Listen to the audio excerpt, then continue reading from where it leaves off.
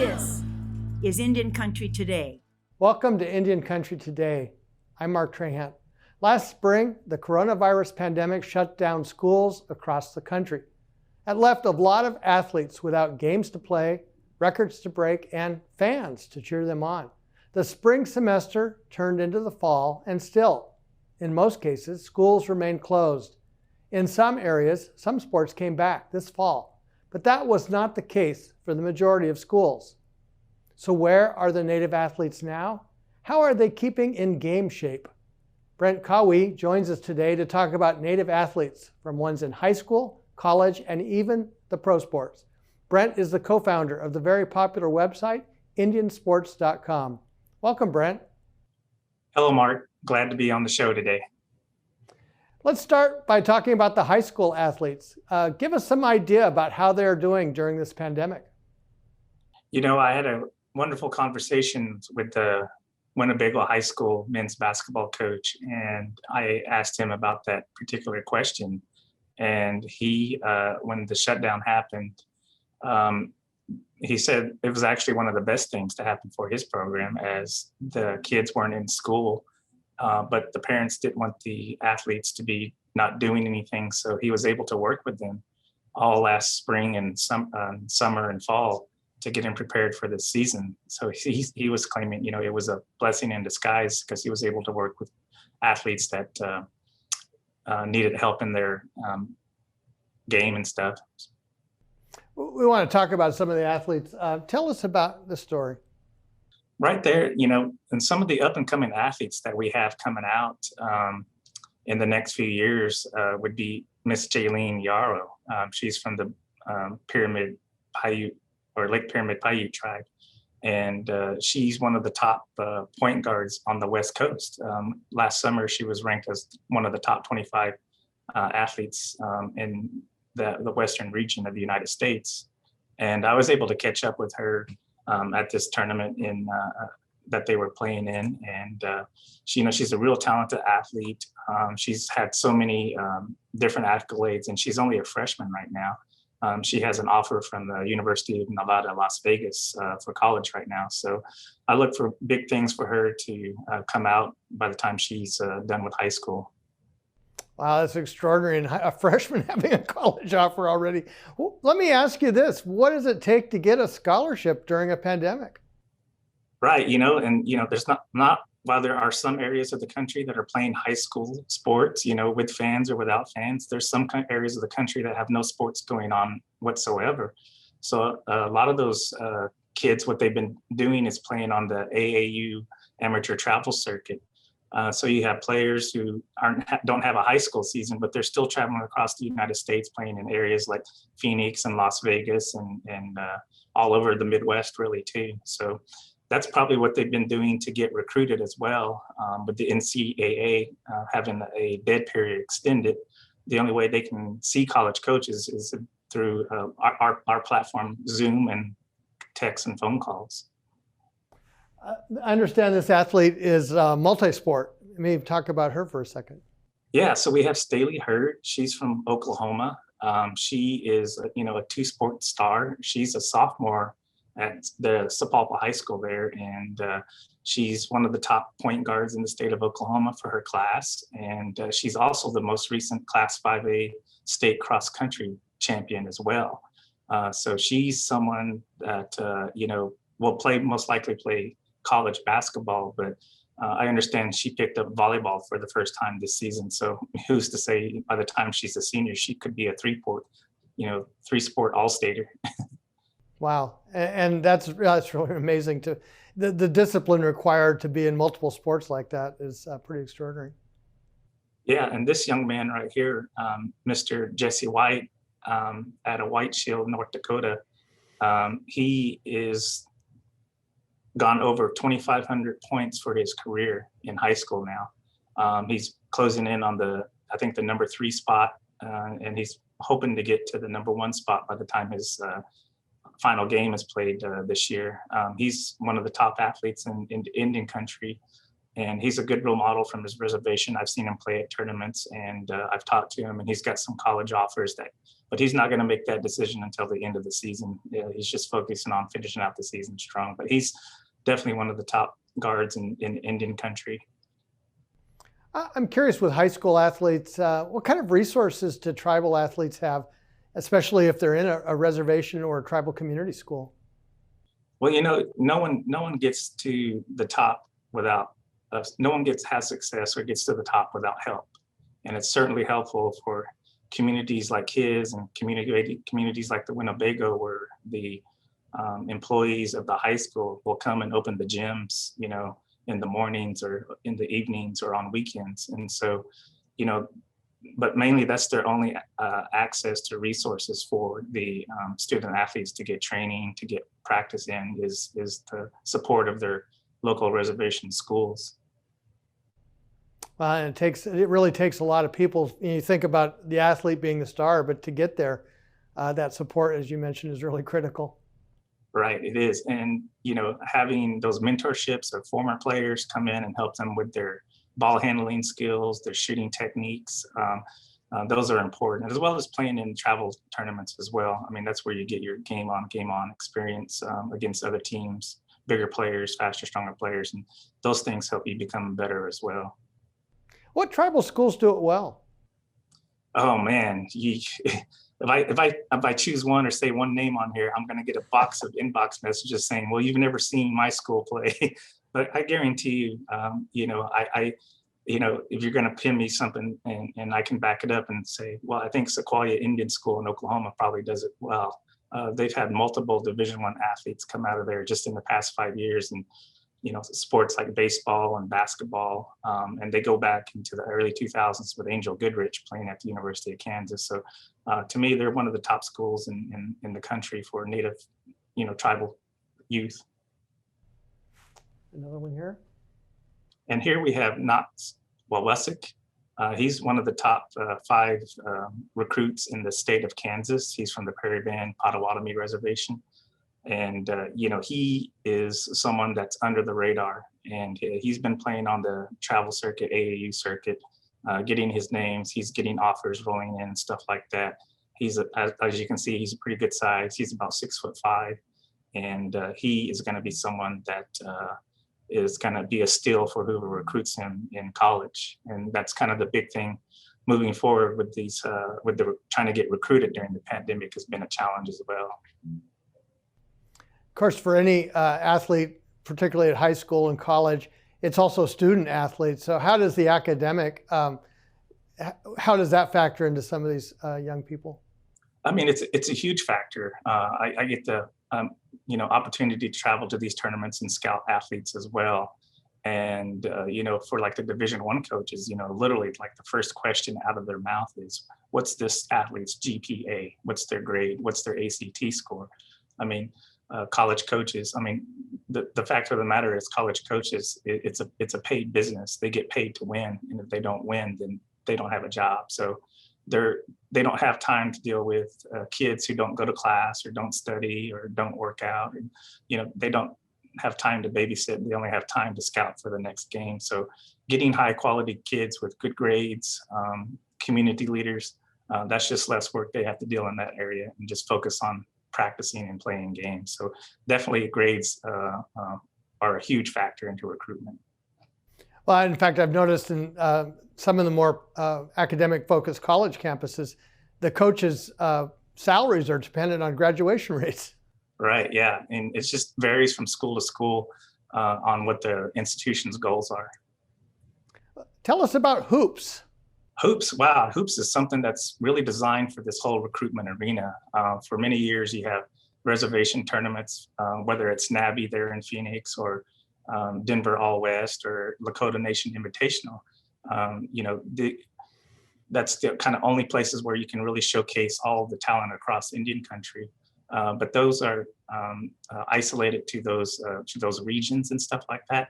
Hoops League is kind of designed to something new that's starting off next month, where they'll be able to create a native AAU travel circuit where they'll come to these events and college coaches will be there to recruit our specific student athletes.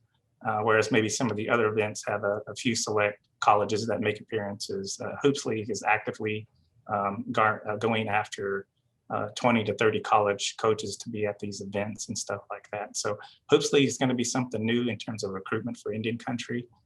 With Indian sports, we're supporting their movement to get this off the ground, and they've been working really hard to get everything needed to get it off the ground and stuff like that. All the games will be online. College coaches will be there. Scouts will be there. Media personalities will be there to cover and give exposure to our Native American youth. Of course, you're in the media, and Indiansports.com is well known in the Indian community, at least. But how do you make sure that athletes get the attention they need to get to the next level? Well, I think you got programs like Hoops starting up, and you have other programs like NSA Prospects out of Oklahoma and Tribal Nations Recruiting, who just started this year as well. They actually have working relationships with college coaches individually. And so they're working hard to get those programs to these type of events that go on across country. And then the other way that you do it is we have our own all native AAU travel teams. There's two registered programs right now. There's the Lady Unity program, and then there's the EYG program out of Oklahoma. Lady Unity program recently played in Phoenix and won the 28-5 Nike Tournament of Champions, where they competed against teams from Nike, teams that were sponsored by Adidas, teams that were sponsored by Under Armour, and it was our all-native girls teams there that came out on top of the tournament. It was a 14-week tournament, so they had to travel from Phoenix every weekend from all over the country, from Washington, Oregon, Arizona, and Montana, to come and play in this 28-5 league. So that's how, getting recruited is something that needs to be done, as well as these native teams that just typically play on the reservation. They need to hop in the AAU arena as well. That's great. Let's take a quick break, Brent. And when we come back, we'll look at college athletes. We'll be right back.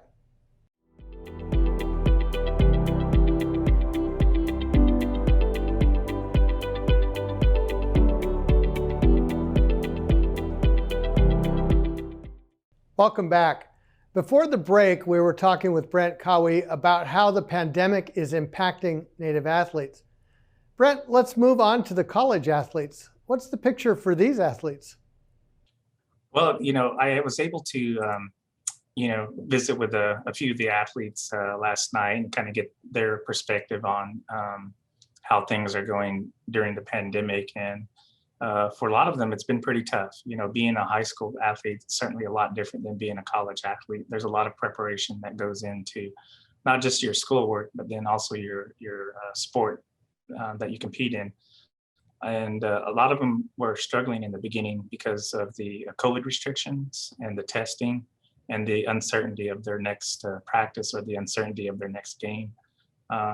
So it's definitely been a challenge for a lot of them. But for the ones that have been able to fight through it and continue to compete, Chelsea Dungy's probably been one of the best in any country this year. She was the most recent national women's basketball player of the week for ESPN, which is a huge honor. She scored, I think it was 37 points against UConn, and they upset, the number 2 team in the country. So it was a huge win for them. And she's been a phenomenal athlete, an ambassador in her community. She's from the Cherokee Nation. And, she's just been having an outstanding season despite all the COVID things they have to face on a daily basis. And of course, March is really important for women's basketball in college. Right. This is the time to be peaking ahead of the tournament to give yourself the best chance to get to that Final Four. How does the pandemic affect the mental health of athletes?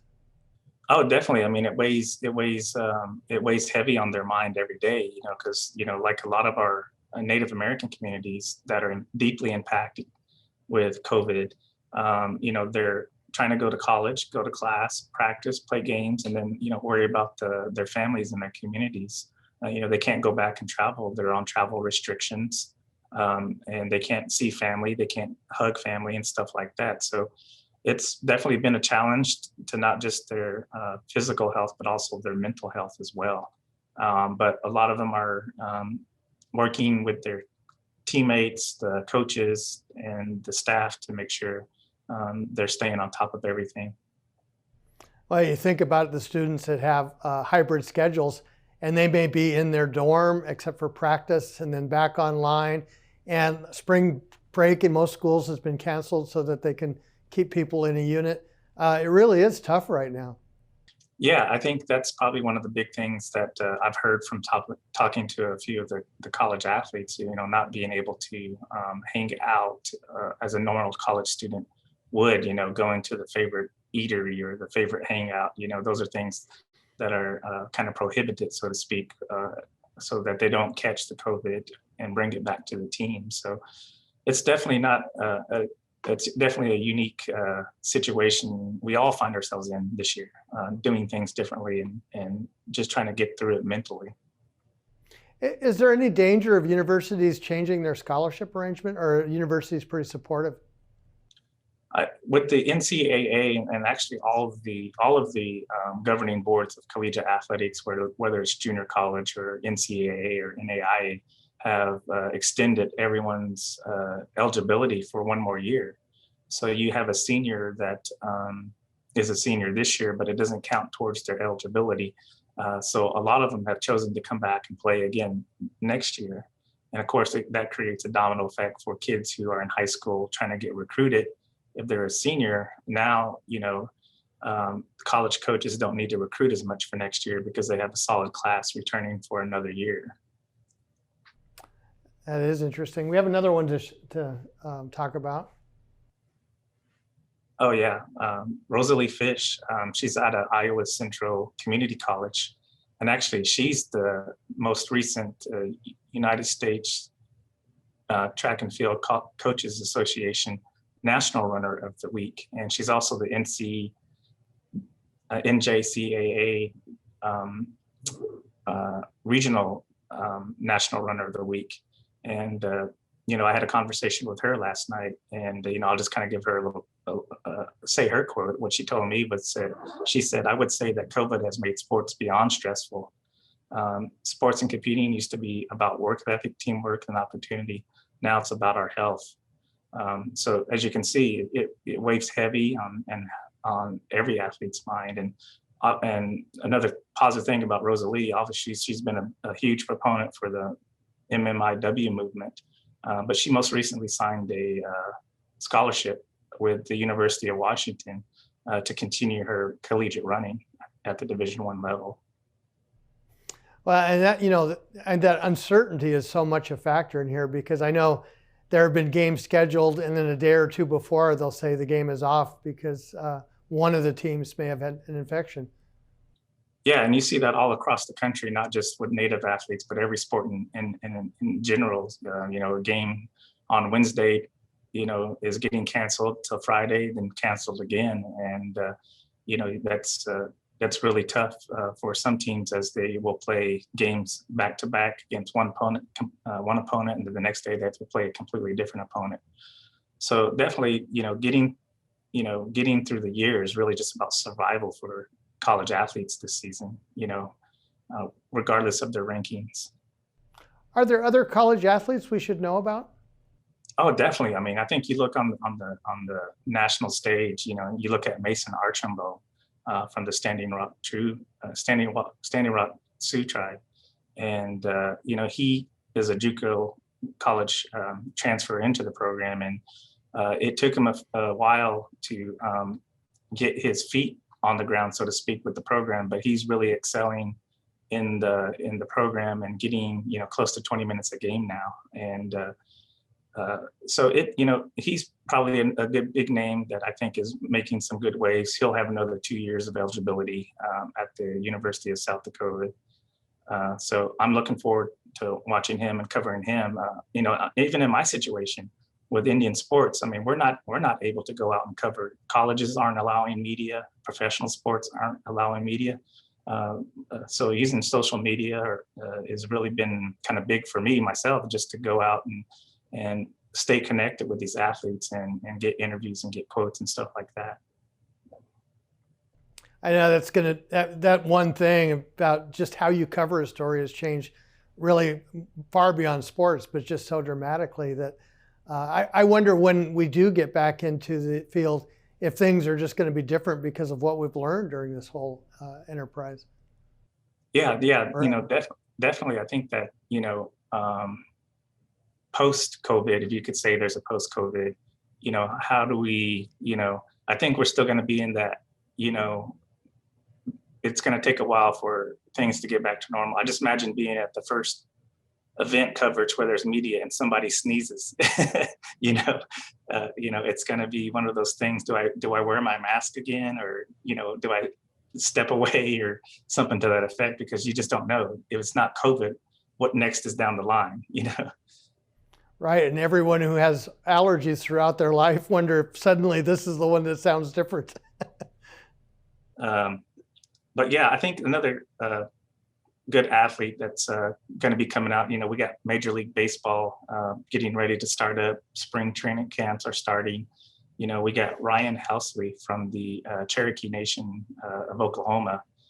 He's going to be, he's slotted to be a relief pitcher for the first part of the season. And, like we were talking about earlier, he's down in Florida with the spring training. And, I look for him to have another solid year. Last year he started off strong, but he didn't finish as well as he would have liked. But I think coming into the offseason, he was at his old college. He was practicing, he was working out. So he's been working on his craft, so to speak, in the offseason as well. So I'm looking for him to kind of have a breakout season where he might get himself thrown into the starting role at some point in some time in the season. Well, it's hard to think about this with professional sports, but so often it's about being lucky and staying healthy and having everything click when your career starts. Yeah, and that's the battle that, coaching staffs have to go through now, because it's like, I remember, going back to Chelsea Dungy's team at University of Arkansas, they went to South Carolina, which was like one of the top 3 teams in the country, and they only had 7 players available because of quarantine rules and regulations and COVID testing and stuff like that. So it's going to be the same thing in professional sports. You might have your full roster for one game, but the next week you might just be down to three pitchers or 4 pitchers in the rotation. So you're just going to have to play it that way. And I think coaches are going to have to really watch how their players contact tracing after the games, before the games and stuff like that's going to be huge for professional sports moving forward. Let's talk about one of the athletes that played in the Super Bowl. Yeah, Mr. James Winchester from the Choctaw Nation of Oklahoma. What a wonderful opportunity for him to be a Super Bowl champion last year and then come in and finish runner-up again this year. We interviewed James multiple times, and we cover the events at the Kansas City Stadium, and we were lucky to interview him post games and get his thoughts and on the game and his season and stuff like that. And he's worked with N7 before and wearing their football shoes that they had made for him, and he's just been wonderful to work with, wonderful interview. He's always there. He always responds to our questions and stuff like that. And I'm sure he's in his 4th year now. He'll be coming up in his 5th year, and hopefully he'll continue with Kansas City into the next year. But he's been a role model. He's done camps at the Choctaw Nation of Oklahoma, down in Oklahoma. So he's real engaged in the community and just wants to kind of be that positive role model for Native American youth. One of the things I appreciate about IndianSports.com is how you treat women athletes with a great deal of respect and equal fanfare. Maybe talk about the professional soccer player. Yeah. Madison Hammond, who's also the cousin of Nota Begay and the third, she's Navajo and Pueblo. She became the first professional women's soccer player for the OL Reign out of Oregon. And that was such a huge, deal. I mean, we found out about it. Like I said, Nota's someone that, we communicate with on a regular basis, and he gave me the heads up on saying, "Hey, this is my cousin." Actually, he told me about her when she was playing for Wake Forest, and he told me she was getting ready to sign. I was like, "Wow, that's huge. We got to get that information out there." And we got it out there, and I thought it was really cool that we got it out there. And Billie Jean King retweeted our information. And so I was like, "Oh wow!" I was such a huge fan of Billie Jean, and she really gave us a shout out on our Twitter account for putting that information out there. And I think it's huge, not so just as much it is for our Indian youth to see professional athletes like James Winchester and Madison Hammond, but even the non-native community to see that we're just as capable and we're just as skilled.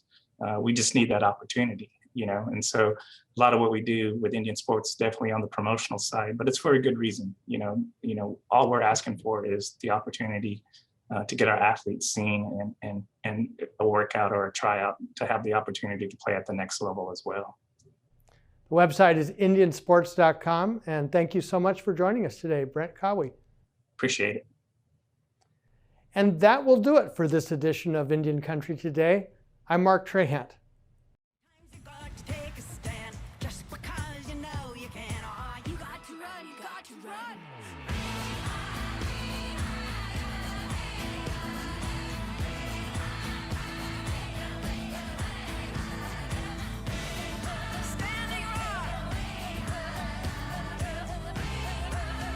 Indian Country Today is recorded at the Phoenix Indian School Visitor Center in Phoenix, Arizona. This is Indian Country Today.